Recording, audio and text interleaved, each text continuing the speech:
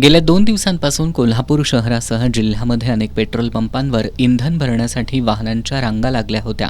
त्यामुळे जिल्हाधिकाऱ्यांच्या आदेशानुसार दुचाकींना 200 रुपयांपर्यंत आणि चारचाकींना 2000 रुपयांपर्यंतच इंधन देण्याचे निर्बंध लागू करण्यात आलेत.